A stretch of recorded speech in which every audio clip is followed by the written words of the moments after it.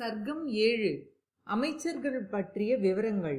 பெருமனம் படைத்த இஷ்வாகு மன்னரின் அமைச்சர்கள் ஆலோசனை கூறுவதில் சிறந்தவர்களாகவும் இங்கிதம் அறிந்தவர்களாகவும் எப்போதும் மன்னருக்கு பிரியமும் நன்மையும் செய்யும் செயல்களில் ஈடுபட்டவர்களாகவும் நற்குணமுடையவர்களாகவும் இருந்தார்கள்.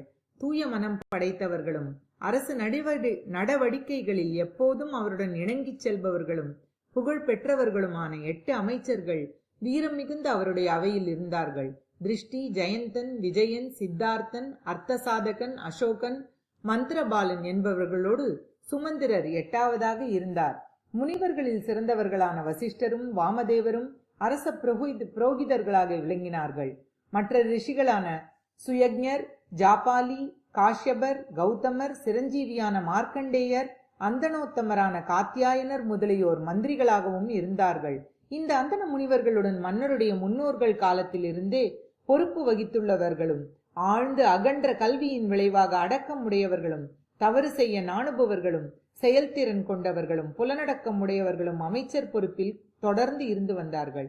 ஒருவரோடொருவர் ஒத்துப்போகிறவர்கள், நீதி அறிந்தவர்கள், நிறைந்த கேள்வி ஞானம் உடையவர்கள், அனைத்து பலவகையான செல்வ செழிப்பும் பெற்றவர்கள், தாராள மனம் உடையவர்கள், படைக்கலன்களை கையாளுவதில் நிபுணர்கள், மனம் குலையாத உடலாற்றல் பெற்றவர்கள், புகழ் பெற்றவர்கள், அரசு பணியில் மூழ்கியவர்கள், அரசாணைப்படி செயலாற்றுபவர்கள், ஆன்ம ஒளி, பொறுமை, புகழ் உடையவர்கள், புன்னகையோடு தாமே முன்வந்து அறிமுகம் செய்து கொண்டு சம்பாஷணை செய்பவர்கள், கோபத்தின் காரணமாகவோ சுயநல காமத்தின் காரணமாகவோ ஒருபோதும் பொய் பேசாதவர்கள், உள்நாடு வெளிநாடுகளில் அவர்களுக்கு தெரியாத தகவல்களே இல்லை, பிற மன்னர்களால் செய்யப்படுகிற அல்லது செய்து முடித்துவிட்ட கூட்டு சேர்ந்து படையெடுப்பது போன்ற செயல் திட்டங்கள் பற்றி ஒற்றரிடமிருந்து அறிந்து கொள்பவர்கள், நிர்வாக நடவடிக்கைகளில் கைதேர்ந்தவர்கள், சந்தேகத்திற்கு இடமில்லாதபடி பல பரிசோதனைகளில் தேறிய பெருநட்பு உடையவர்கள், குற்றம் செய்த புதல்வனுக்கும் கூட சட்டப்படி தண்டனை வழங்குபவர்கள், அரசு வருமானத்தை பெருக்குவதிலும் புதிய படை வீரர்களை சேர்த்துக் கொள்வதிலும் மனம் கொண்டவர்கள், குற்றம் செய்யாத எதிரியை பகைமை காரணமாக வீணாக துன்புறுத்தாதவர்கள், வீரர்கள், எப்போதும் உற்சாகம் நிறைந்தவர்கள், அரசியல் சாசனத்தை பின்பற்றி நடப்பவர்கள், குடும்பத்தோடு வாழ்கின்ற சான்றோர்களை பாதுகாப்பவர்கள், அந்தணர்களையும் க்ஷத்திரியர்களையும் இம்சிக்காமல் அளவறிந்து வரி வசூல் செய்து அரசு கருவூலத்தை நிறைத்தவர்கள், குற்றவாளியின் பலம் பலகீனம் ஆகியவற்றை நன்றாக ஆராய்ந்து அதற்கேற்றபடி இலகுவான அல்லது கடுமையான தண்டனை வழங்குபவர்கள்.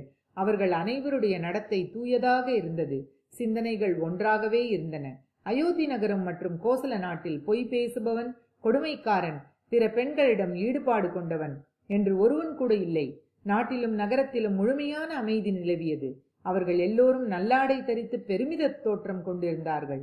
விரத அனுஷ்டானங்களை கடைபிடித்தார்கள். மன்னருடைய நலனில் நாட்டமுடைய அவர்கள் நீதி என்ற கண்களால் எப்போதும் விழித்து கொண்டிருப்பவர்கள், ஆச்சாரியரின் நல்லுரைகளை ஏற்று நடப்பவர்கள், பராக்கிரமத்தினால் பெரும் புகழ் படைத்தவர்கள், வெளி தேசங்களிலும் அவர்களை பற்றி அறிந்திருந்தார்கள். எல்லா விஷயங்களையும் தம் புத்தியால் ஆராய்ந்து ஒரு நல்ல முடிவுக்கு வருபவர்கள், முற்றிலும் நல்லியல்பை உடைய அவர்கள் தீய குணங்களின் சேர்க்கை இல்லாமல் இருந்தார்கள்.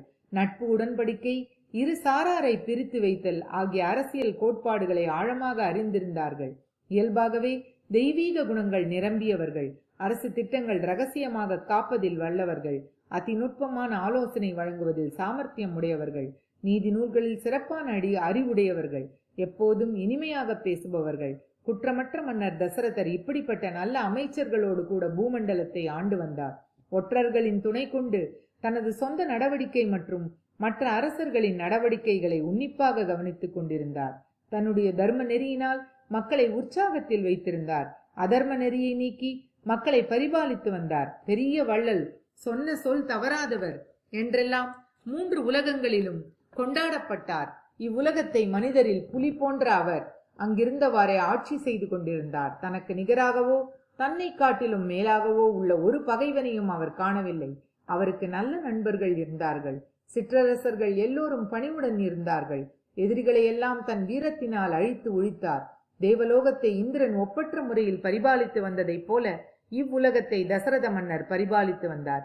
அரசு திட்டங்களை ரகசியமாக காப்பாற்றுபவர்களும் அரசனுக்கு அனுகூலமாக அவர் விருப்பத்திற்கு ஏற்றாற் போல நடப்பவர்களும் படிப்பறிவில் செயல்திறனும் உடையவர்களுமான இத்தகைய அமைச்சர்களால் சூழப்பட்ட மன்னர் ஒளிமயமான கிரணங்கள் சூழ உதித்தெழும் சூரியனைப் போல நன்றாக பிரகாசித்தார்.